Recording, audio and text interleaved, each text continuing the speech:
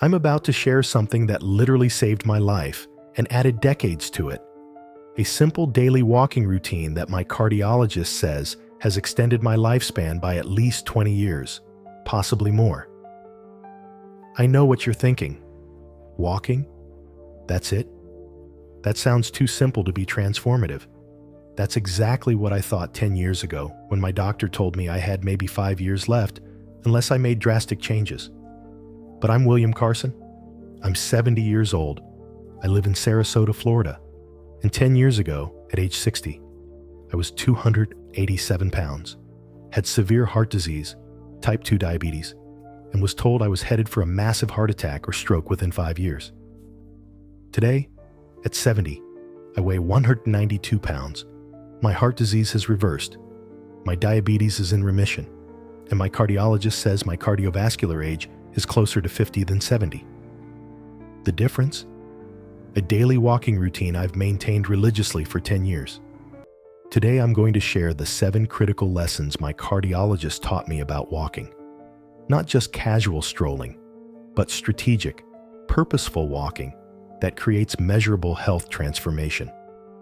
If you're over 60, dealing with weight issues, heart disease, diabetes, or just want to add healthy years to your life, you need to hear this story. Let me tell you what happened. My name is William Carson. Most people call me Bill.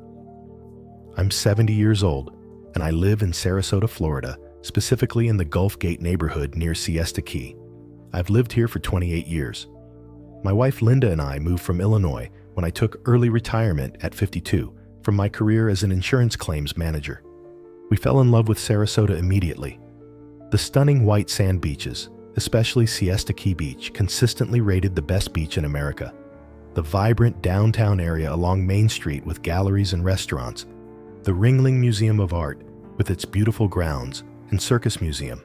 St. Armand's Circle with its upscale shopping and dining. The warm weather allowing year-round outdoor activity. We bought a 3-bedroom ranch home with a screened lanai and a small pool. Linda and I had wonderful years here.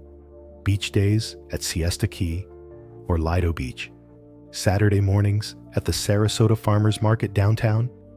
Dinners at restaurants like Owen's Fish Camp or Indigenous. Weekend trips to Tampa or down to Fort Myers.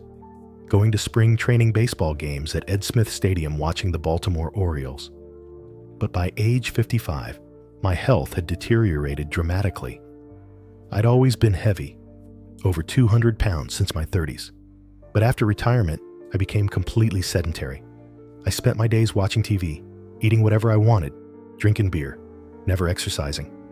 By age 58, I weighed 287 pounds at 5'10". My blood pressure was 168/102.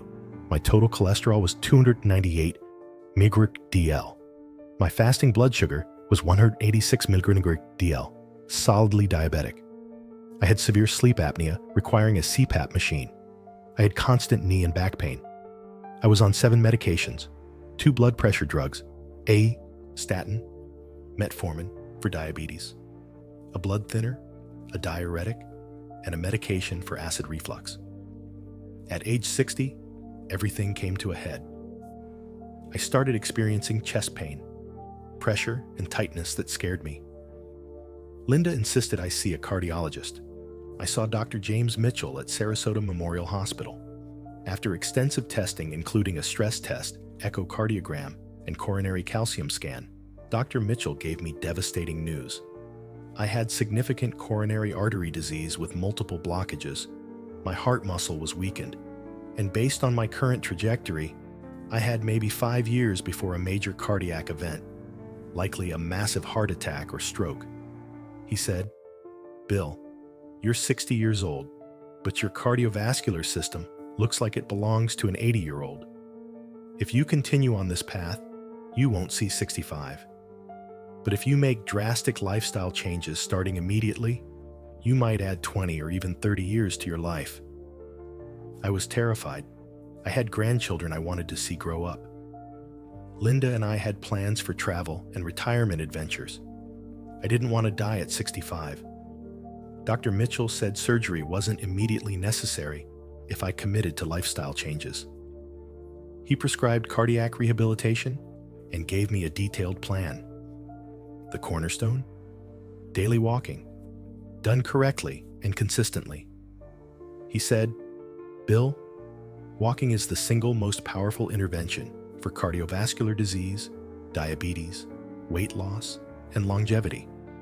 But most people walk wrong. They stroll casually without purpose.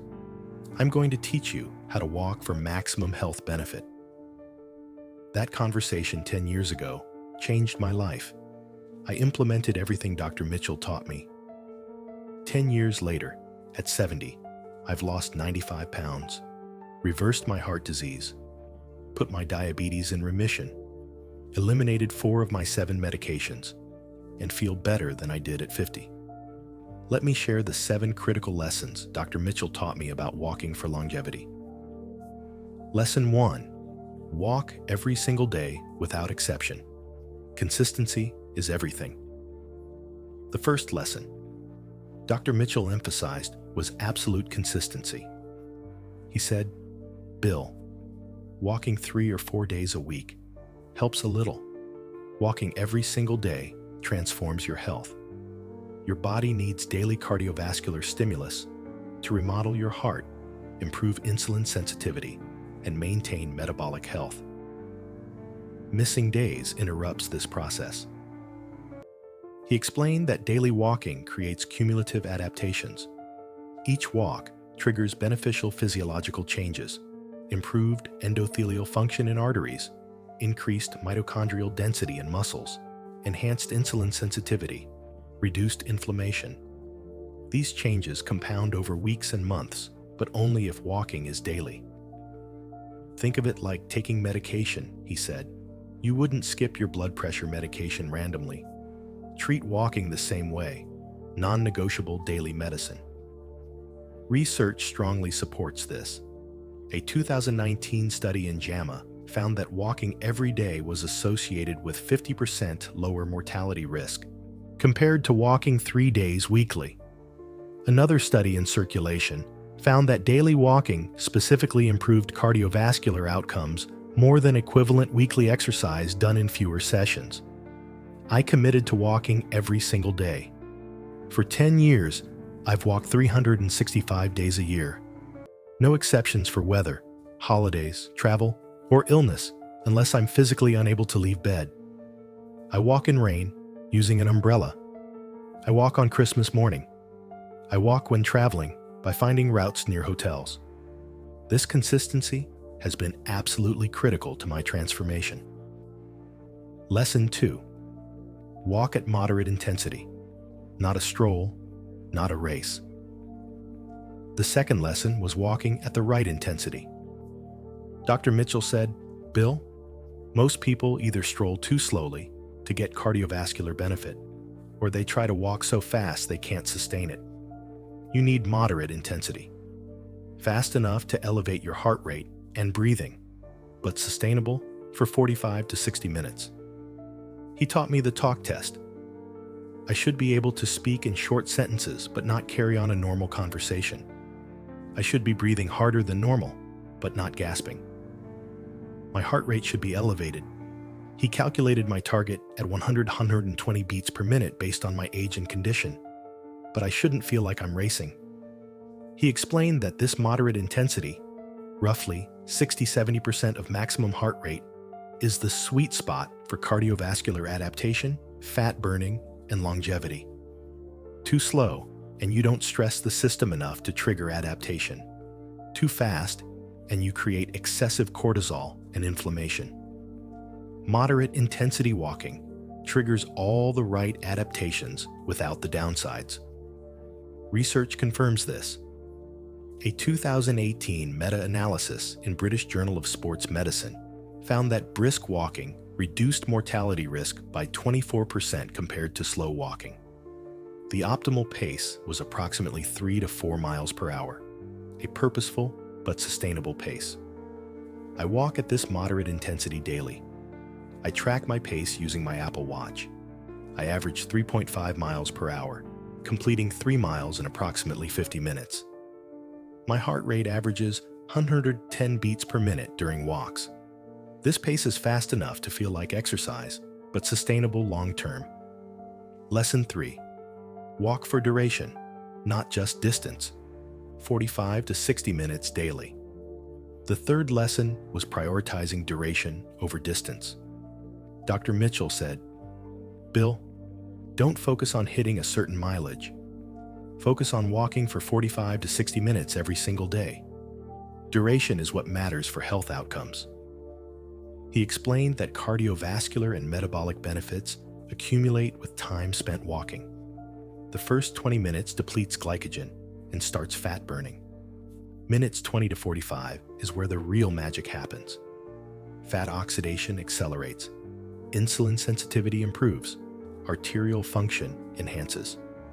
Walking 60 minutes maximizes these benefits. Research supports focusing on duration. A 2017 study in American Journal of Preventive Medicine found that walking duration was more predictive of mortality reduction than walking speed or distance. Participants who walked 45-60 minutes daily had the lowest mortality risk regardless of pace. I walk for 50-60 minutes every morning. I don't obsess about hitting exactly 3 miles. Some days I walk 2.8 miles. Some days 3.2 miles depending on pace and route. But I always walk for at least 50 minutes. This duration focus has been key to consistency.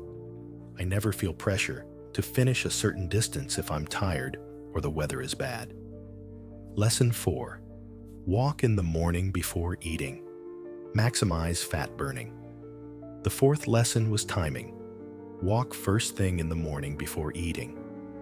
Dr. Mitchell said, "Bill, fasted morning walking maximizes fat burning and improves insulin sensitivity more than walking after meals. When you wake up, your glycogen is depleted from overnight fasting. Walking in this state forces your body to burn stored fat for fuel." He explained the metabolic advantages. Fasted cardio increases fat oxidation by 20-30%, improves insulin sensitivity throughout the day, reduces blood sugar more effectively, and trains the body to preferentially burn fat. It's not essential, he said, but if you want maximum results, especially for weight loss and diabetes control, morning fasted walking is superior. Research supports this. A 2013 study in British Journal of Nutrition found that fasted morning exercise burned 20% more fat than fed exercise. Another study in Journal of Clinical Endocrinology found that fasted morning walking improved 24-hour insulin sensitivity more than evening walking. I walk every morning at 6:30 a.m. before breakfast. I wake up, drink 16 ounces of water, put on my walking shoes, and head out. I don't eat until I return around 7:45 a.m. This routine has been crucial for my 95-pound weight loss and diabetes remission. My fasting blood sugar dropped from 186 mg/dl to 94 mg/dl, primarily because of fasted morning walking. Lesson 5. Walk outdoors in nature. When possible, psychological benefits matter. The fifth lesson was walking outdoors, especially in natural settings. Dr. Mitchell said, "Bill, you can walk on a treadmill and get cardiovascular benefits, but walking outdoors, especially near nature, beaches, parks, trails, provides additional psychological and stress reduction benefits that amplify health outcomes." He explained that exposure to natural light regulates circadian rhythms, improves sleep, and boosts vitamin D. Natural environments reduce cortisol and stress hormones, lower blood pressure independently of exercise effects, improve mood, and reduce depression risk. Walking on a treadmill is better than nothing, he said, but walking outdoors is superior for total health transformation. Research strongly supports this. A 2019 study in Environmental Health and Preventive Medicine found that walking in forest or beach environments reduced cortisol by 12 to 16%, and blood pressure by 6 to 8 mmHg, more than walking on urban streets or treadmills. Another study in Frontiers in Psychology found that nature walking specifically reduced depression and rumination. I walk outdoors every morning through my neighborhood and nearby Legacy Trail, a 10-mile paved rail trail perfect for walking and cycling. Several times weekly, I drive to Siesta Key Beach and walk along the shoreline. The combination of Gulf breezes, sound of waves, sight of pelicans and dolphins, and feel of morning sun creates a meditative, stress-reducing experience that complements the physical exercise. Lesson 6. Gradually increase distance. Progressive overload prevents plateaus. The sixth lesson was progressive overload, gradually increasing walking distance over months and years. Dr. Mitchell said, "Bill, your body adapts to exercise. If you walk the same route at the same pace forever, benefits plateau. You need to progressively challenge yourself, walk slightly longer distances, add hills, increase pace slightly to continue improving." He created a progression plan. Start where I could, even if just 15-20 minutes daily, then increase duration by 5 minutes every 2 weeks until reaching 60 minutes. Then gradually increase pace slightly every few months. Progressive overload keeps your cardiovascular system adapting and improving indefinitely, he explained. Research confirms this principle. A 2016 study in Medicine and Science in Sports and Exercise found that progressively increasing walking volume over 12 months produced continuing improvements in cardiovascular fitness and metabolic health, while maintaining static volume produced plateaus after 3 to 4 months. I started walking 20 minutes daily in 2015. Every 2 weeks, I added 5 minutes until reaching 60 minutes after 6 months.